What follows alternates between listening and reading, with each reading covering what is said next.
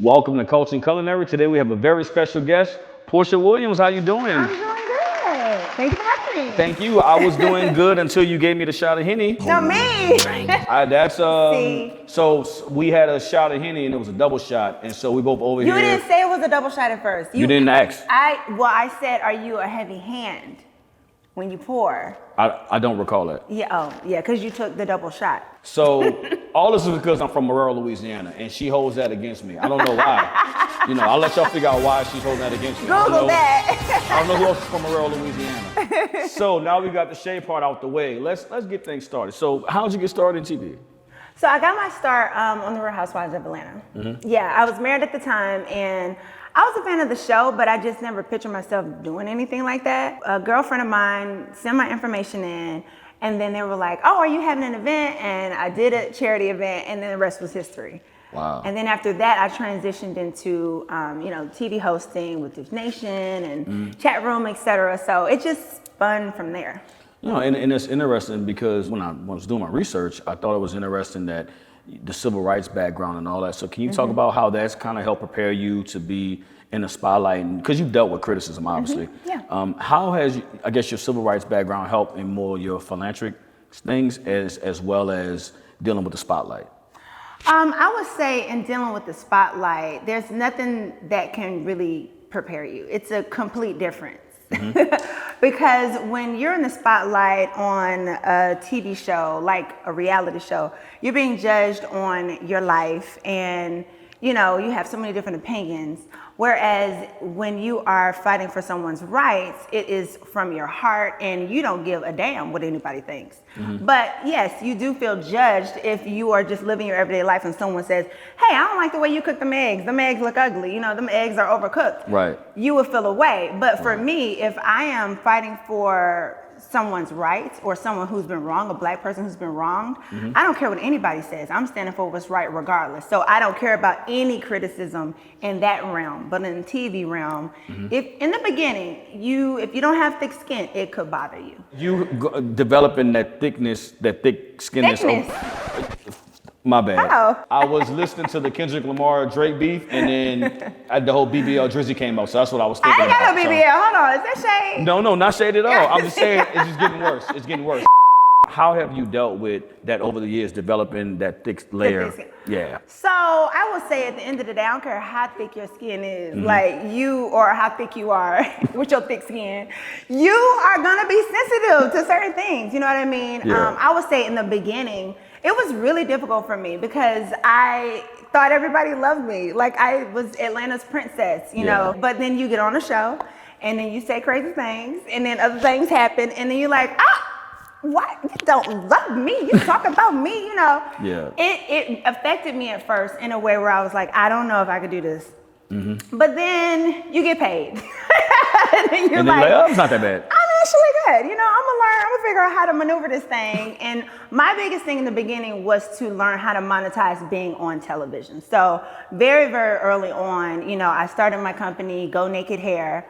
And I was doing bookings, which is something no other housewife was doing at the time. Yeah. And making really good money doing that. I would say now I do have a thick skin in that just growth. Yeah. When you get past 40, you really don't give a what people got to say about you. You really don't, because it's hard enough living life.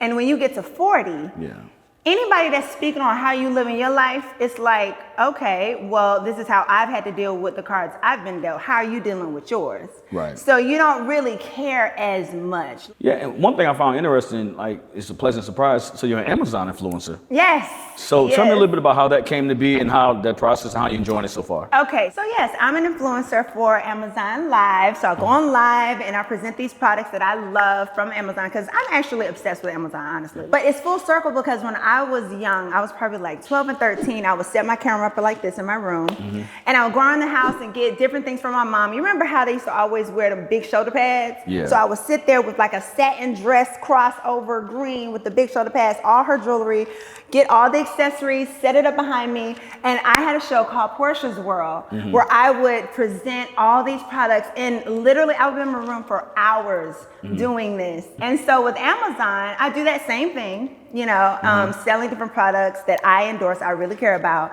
And that's how I got hooked up with Meaningful Beauty with Cindy Crawford. Wow. And we're actually on our 2nd year contract with her, with Meaningful Beauty. And it's going amazing, but it's just crazy how I knew that I would be in this lane. Like it was always there. Even though I was an introvert as a child, like honestly, I did not go outside that much. I didn't have a whole lot of friends. But that was my whole separate world. So did this come from Porsha's world? It was birthed from it. Okay. The story behind Pampered by Porsha Sheets is actually pretty cute. So I am mama's baby, okay? Like my mother and I are so super close. When she would leave and I would be at her house, I go get in the bed and the best naps in her bed. Fast forward till I got older, still a mama's baby, always had my mom in my house. This is way before Pilar. Yeah. And she was telling me, Porsha, I got this sheet company, this guy who does sheets in here, I want to get you in contact with him. Right. So anyway, she came up to my house, put these sheets on my bed, right? And so I went to sleep that night. A couple nights later, she changed my sheets back to the sheets I had before. I noticed, and I said, Mommy, why you take them sheets off my bed? She was like, oh no, I just changed them. I said, no, but what were the sheets that you had on my bed? Those were my sheets, right? And she was like, no. She was like, those are the sheets from the guy I've been telling you about. I was like, you lying. She was like, I didn't say lying. I guess backhanded. Well, you can't say that. I can't say lying in a black house, so. I can't say it now. All right, at all. So anyway, so I was like, Ma, are you serious? She was like, yes, it's from the guy. So I got introduced to him. Our factory is here in Atlanta, so these are not from China. Okay. Hypoallergenic, they're the best sheets. And the crazy part about it was the price point. Because I'm used to spending lots of money on my sheets, you know what I mean? It's gotta be this, gotta be that. But these sheets are very much affordable and they feel so great. I mean, when you sleep on them, you're not gonna sweat. They sleep comfortably. And these are king size? Yeah, so these are king size. They come with, the fitted, the flat, and the 2 pillowcases in there. Cool. So, no, it's crazy because I have a king size. No, anyway. You got king size? Oh, you want to keep these? You can keep them. It's a gift. I like this show. This is a nice show. Gift. Thank you very much. Oh, thank y'all very much. Yes. I appreciate that. I'm going to segue into, you coming back onto the Housewives. Yeah. And so I have a 2-part question. Okay. From your first season, from the beginning to how you felt to the end. Okay. How did you feel? And then I'm going to ask that, just the growing process of being on the show from the first episode to the last. Yeah. I started the show married and going through divorce, and now I'm going through something similar. So I feel like some people can be on Housewives and they can pick and choose what story they want to give. Not saying that it's necessarily a fake story, but it just may be something super surface. Right. But some kind of way, when it comes to me, anytime it's time to feel, real life is lifing for me, okay? And I always end up having to be in that place of being transparent and deciding that if I'm gonna do the show, which is basically meant for entertainment, but it's actually a part of me, it's me giving a part of myself to the show. And I'm really, having to grow in those moments. I'm really having to be vulnerable in those moments. So I'm always able to get to the point where I can show a lighter side of Porsha, but there's always the two. Life happens. Life is happening. Yeah. I would say from the beginning of being on the show, being so open and super naive and hopeful of me showing this perfect family on the show to having to rise from, what seemed like my absolute bottom to kind of getting to becoming a woman. My whole 30s was on the show. Yeah. And now I'm 43 and I took 3 years off and now I'm coming back. But I have to tell you, coming back to the show this season, I'm actually, if I can use the word excited, I'm actually excited. Why is that? Since I've lived my life off of camera for 3 years, I've really gotten okay with me.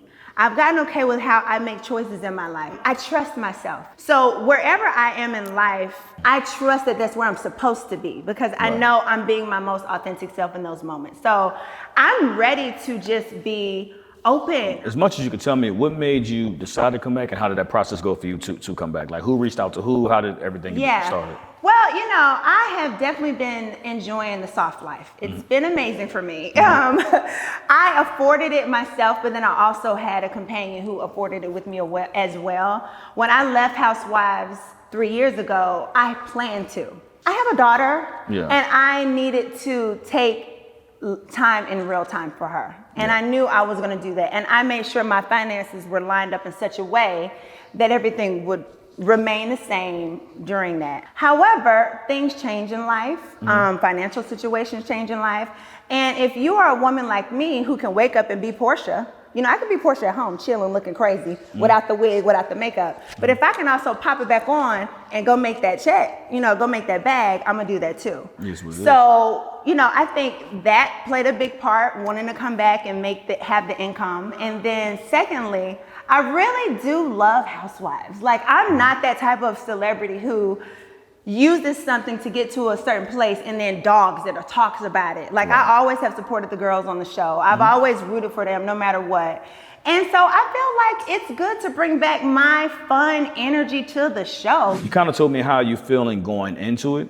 How do you think you'll feel, you know, throughout and then towards the end of the season? In my situation and my world right now, I have been self-preserving. And I don't know if anybody's familiar with that, but it's where you just completely block out the world, you know, block out social media, block out other people, block out the streets, you know, you just kind of preserving self. Within coming out of that and now experiencing the new girls that are gonna be on the show, some of the old heads that are gonna be on the show, I really would like for us to have a sisterhood. When I first started Housewives, you asked me how was it when I started. Well, in having thick skin, it was tough. And Nene was there for me, Cynthia was there for me. Those two people were like, I got you, girl. I know this is hard. Trust me, you can make it through. So I think the most beautiful thing about the show is showing beautiful, powerful Black women in Atlanta. Number two, the sisterhood. We all are living life. Everybody has their differences. Everybody has things going on. But how do we collaborate together to build in business? How do we support one another in our times of need? Those are things that I think people want to see and like need to see. So mid-season, I would hope to have a good relationship with the new people. I actually hope to build a good relationship with Kenya, who's going to be on the show too. Hopefully we're in a good place. And then by the end of the season, I'm gonna be ready to get the hell up out of there. But yeah, I have a lot of things coming. So business-wise, I have a lot of things that'll happen by the end of the season. But relationship-wise, I hope we actually build like real friendships. That would be great. Let's hope. Let's keep our fingers crossed for that. And your toes. So you like to cook a little bit? I do. Okay. I do. What are some of your favorite things you like to cook? I know we talked about Thanksgiving a little bit off camera. Yeah. We need to talk about Thanksgiving. Heavy on Thanksgiving. Okay. Because that's my big meal of the year. Okay. So walk me through Thanksgiving. So besides Thanksgiving, I'm big on breakfast. So I mean, everybody comes over my house, wants me to make pancakes, eggs, all of it. Breakfast is me. But my biggest meal is Thanksgiving, and my collard greens are amazing. Yes, fat back included. Oh, we putting pork in the collard greens? Oh, hell yeah. Now, but I always do make a separate pot of with turkey necks. Okay. Yeah. I'm sorry, I like pork. I'm a chef, I eat pork. So I'm going with the fat back. Me too. So I'm sorry. We team fat back over here. Fat back over here.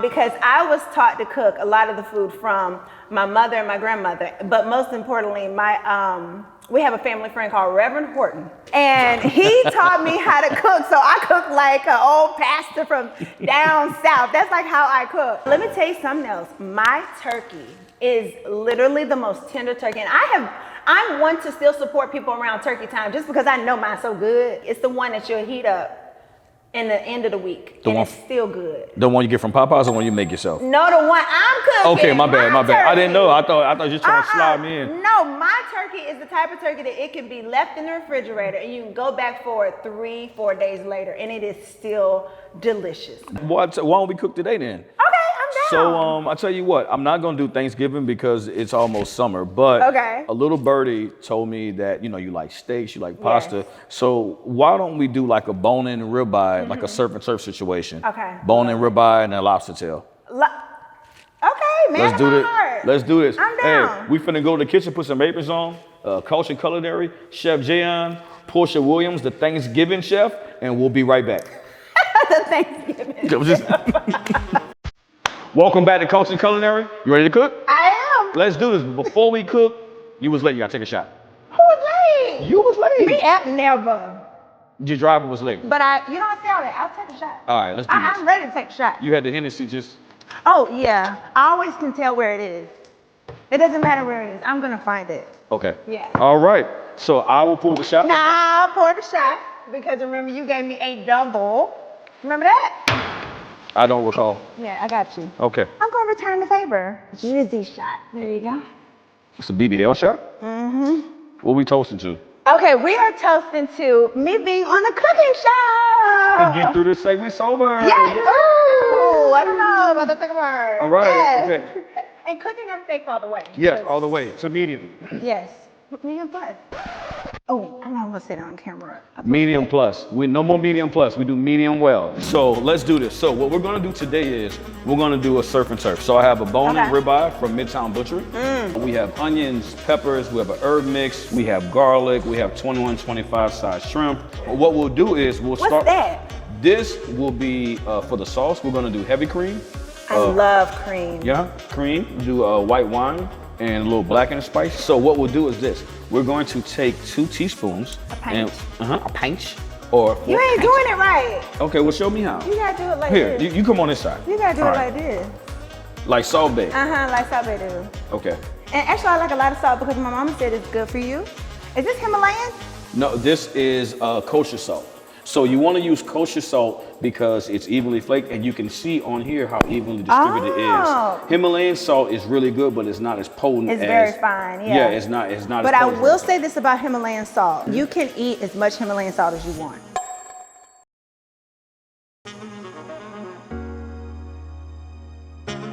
Grab it like here, Okay. and then just flip it like that. Okay. Straight like that. Okay. And then I'll let you season it. That's equivalent to 2 teaspoons. Isn't it good for a man like to teach a woman something? Like, is that, I've always heard that when men are dating women and they get the opportunity to teach them something, that makes them feel good. Like, that's a turn on for them. Well, from what I understand, most women, I think you agree, most women want a man to teach them something, right? Like, I'm sure from the men that you've enjoyed dating, you've learned something one way or the other. Absolutely, not to f with them. Did I say that? You know, listen, men want to be a man, a normal guy, not the guys that you've been throwing shade to all day, but the guys that you would actually like. You want them to teach you something. You want to learn something from them. Yeah. If you can grab me the canola oil. So when you cook your meats, canola oil is a good meat to use. Canola oil is a purpose. Peanut good oil, oil to use. Yeah, peanut oil because of the allergies, but canola oil, grapeseed oil, even avocado oil, those are 3 good ones. I do have avocado oil. There's a healthier, you know, it's not as much buildup on the food. It's like more like you feel like you're eating cleaner. What about frying chicken though? Cause like I'm so scared but I don't want to fry my chicken in olive oil. So what's the good oil to fry your chicken in? Honestly? Yeah. Soybean oil. It's plant-based, and again, it's not as heavy. We will now add 3. Wait, hold on. This is how we check it at my house. This is how we check and see if it's hot. There you go. It's hot. It's hot. So we will add a few knobs of butter in here. And the reason why we're doing oil and butter is because we don't want the butter to burn. Okay. Are you ready? Yeah. Let's go. Put it on there. Lay it down like that. Perfect. Now, we are gonna cook. It is huge. This is a 14-ounce prime rib cut. So I'm gonna show you a trick. So you really want to just peek. I'm gonna put this over here. So you want to just peek and see. What you want is a nice brown color. That's the color. And this is medium well. It will be, so go ahead and flip it over. Okay. And don't let it splash, just lay it down gently.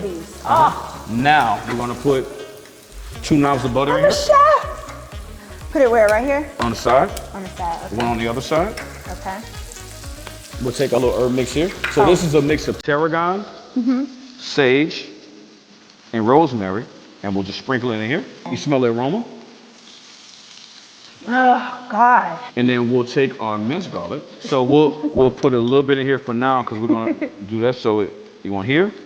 I love And then you want here. so much. Beautiful. Put 2 more knobs of butter on each side. Nice color. Okay. And then what we're gonna do is in a minute, we're going to let this go for a mid-well. We're gonna put it in the oven. So at home, you can so we're gonna finish it in the oven. For people at home, you wanna do 2 minutes on each side, and then you wanna put it in the oven on high broil for 3 minutes on each side to give you mid-well. So this is gonna go in the oven. We'll take it out in a second and see what's going on. All right, so the steak is ready. Okay. We'll take it out the oven. Let's see. You hear that round of applause? Uh-huh. I wish y'all could smell. We need smell-o-vision. So while that is resting, what we'll do is we'll go right into the seafood. Okay. We'll add a little bit of oil. We'll go with peppers. And you want to hear that sizzle. Oh. We're going to go with a little bit of onions. So we'll go a little bit of salt and pepper. You can stir it. I'm going to add a little bit of oil. Is it on fire? No, not yet. I'm going to give you that job. So while you're doing that, So professional. I'm going to add this garlic. Guys, I'm a chef. And now also you can do this. And I'll show you how to do this later. Oh, yeah, I know what you're talking about. Watch this. Yeah, so yeah, like that. They're good. Look at that. We got this. And then let me show you. In the pan. It's lit up in here. It's lit. It's getting big. Yeah. So you want to let that reduce a little bit. And I'll let you add the shrimp. Okay. So when you add in, you want to pour it close, right? So a couple things, you want to pour it in and then grab your tongs and then move the shrimp around so it cooks evenly. So all the shrimps will be touching the pan. Okay, got it. Meanwhile, we will take our lobster tail. Oh. We'll put one here. Okay. You want to put it this side down. You want the meat to cook. Okay. Perfect. So now everything is touching the pan. So we'll let this go 1 minute. We'll add another teaspoon of blackened spice evenly over, right? Okay. Go ahead and turn it on because by the time we add the sauce and all that, it's another like 2-3 minutes of cooking. So the next day you go on, he's gonna be like, well, goddamn. Okay, we be fingering everything like, no. You grab it like a chef. Boom. Okay, there we See go. how it's turned over? Boom. Also, even the lobsters need to go ahead. So that was honestly, from the time you put these down, that was only 2 minutes. See how quick it go? Now we're gonna add our heavy cream. Oh my gosh. Wait, It's do gonna it be so again? good. Okay, all right. A little trick here, you want to swirl it around like that. Let me try. So just move your wrist in a circle like that. Okay. Perfect. And then we will add a tablespoon of herbs. Okay, I don't like many herbs because I'm not a healthy person. And then we'll add, I do like this one. This one was, oof, Yes. so good. Yummy, yummy. and then we'll add a pinch of salt. Okay. Perfect. Okay. So what we'll do is I do a swirl like this, Oh, swirl. Okay. and then you can even do this. Okay. Let me see if I can get that going. I know. You strong. Huh? So we're gonna let this reduce down. Are you ready to plate this? Hell yeah. Let's do this. Hey, we'll be right back. Ready to plate? No more shots. We lit. Welcome back. You ready to plate? I'm ready. Let's do this. This smells so good. I'm gonna grab this because it's a little warm. Okay. All right. So. I got my tongs. So what we're gonna do is we're gonna lay this steak just straight down like that. Okay. Ooh. Can we get all that juicy down? We sure will. Ooh. All This right. is the best part right here, by the way. So close up on this. All that is the butter that I seasoned earlier. You did it by yourself? Yeah. Yeah. So steak on the plate. This was a good sauce that you did by yourself. I sure apparently? did. Okay, good talk. So what we're gonna do is put the shrimp and lobster on top. So I'm gonna show you how chefs normally plate. Okay. So we plate from the center up, right? So I would go lobster tail right here in the middle, Okay. and then we'll put his homeboy right on top. All Pause. right. All right. Flip him over on top, just like that. So we'll do it like that. Oh, okay, yeah. And now we're gonna do this. You can actually take your skillet Oh. and just is that way so good. that's not messy. So I'm going to do this part. Okay. We'll just put the shrimp and let it fall naturally. It goes wherever it's gonna go. Okay. And then last but not least, we'll switch sides and let you take center stage. Come Okay. forward. We will take our green onions and go right on top. Bang. Okay. Okay. Ugh. I told you I don't like too much healthy. I see that. Too much And green. then last but not least, Okay. take a lemon. Where's this one going? Well, actually, you know what? I'm gonna show you a little trick. Okay. Show me Put the something. lemon right here. Show me something. Right here like that. Just like straight like that, just like that. We're gonna char this lemon. So what we've done is now this has a nice char on it, and it can go right on top here. What This is is giving? beautiful. All right, well, hey, this is great. You ready to eat this? I am. All right, let's try it out. She's gonna Okay. taste this. We'll be right back. Okay.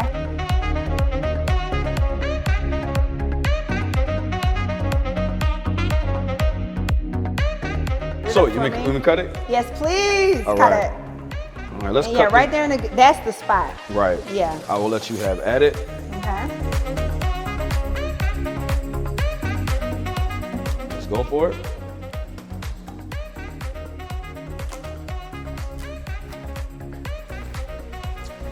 Doing good. Can I taste this or we can? That's mine. That is freaking delicious. I killed it. I'm amazing. I'm the best. I'm gonna let her finish eating. I'm gonna go hide the Henny. Chef Jaaion, Chef Porsha now. Culture and Culinary, over and out. We'll see y'all later. That's Holla. mine. Back up now. I can't believe you trying to take my time.